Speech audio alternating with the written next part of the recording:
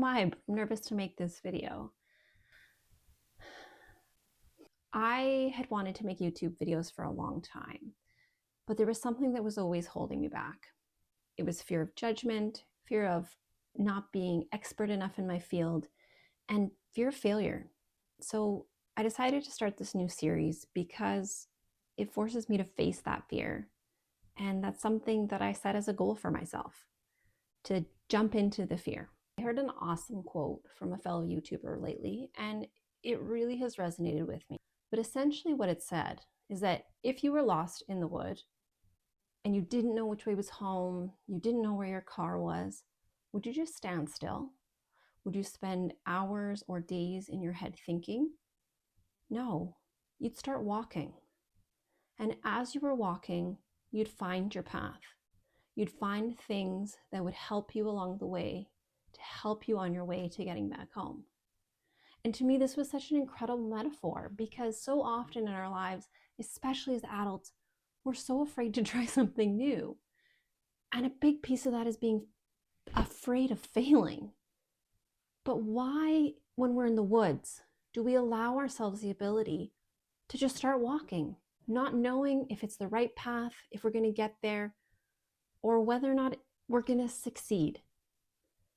And in life, often we spend so much time thinking, planning, making intentions and goals, but we're so afraid to just start walking. And that resonated with me so much that I started a YouTube channel. It was something that I'd wanted to do for a long time as a care provider. And I decided to commit to the philosophy that I'm just going to start walking. And it's okay that I don't know where that path is going to take me. And that I can commit to a goal and an idea, but I can accept the path will unfold as I go. So this is my why. I started working as a midwife in 2016. I worked in numerous models, including ones where I was required to be on call 24/7. And when I had my own family, that was a really challenging thing to do.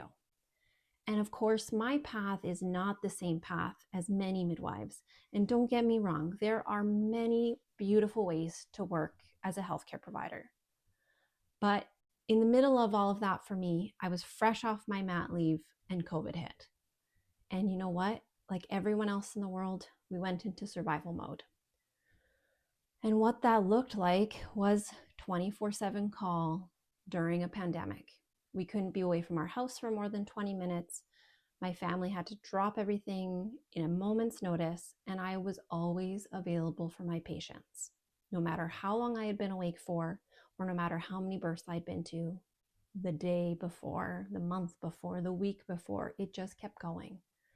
And while I'm so grateful to be a part of all of those families' journeys, ultimately that takes its toll. And by the end of the pandemic, I needed something to change. And I made one of the hardest decisions in my life. I made the decision to step away from a traditional healthcare model. No longer was I going to be on call. I had to trust that I was going to walk on a path that I didn't know where it was going to take me. And that path was no more call. And in my profession as a midwife, in my region, that is almost unheard of, because that's almost the decision to not be a primary healthcare provider. But you know what? I trusted that there would be a way. And little by little, I started to gather these pieces. And now, a couple of years out from that, I have a beautiful portfolio of work that I love doing. And I'm able to show up for my family in a way that I'm not totally burnt out to do. So, how does YouTube fit into all of this? Well, when you work with a lot of families, and in the model that I work now, I actually work with a lot more families than I used to in my old model. Right now, I work with 60 or more families a month. And so when you have large numbers, you start to be able to see data.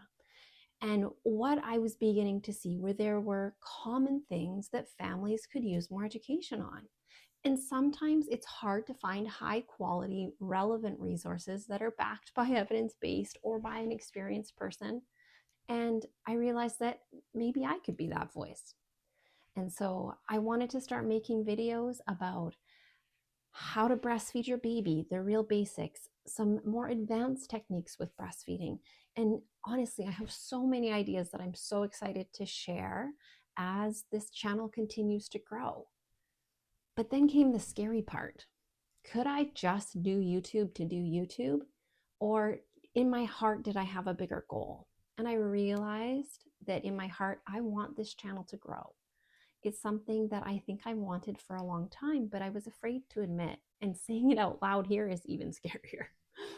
But I want to come here and I want to share my goal and be honest and open about what my plans are for this channel.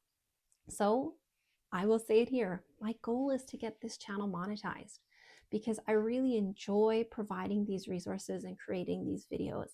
And the monetization piece would allow me to free up more time to do that. So I wanted to start today by going through my analytics of what it's been like since I launched this channel about 8 weeks ago.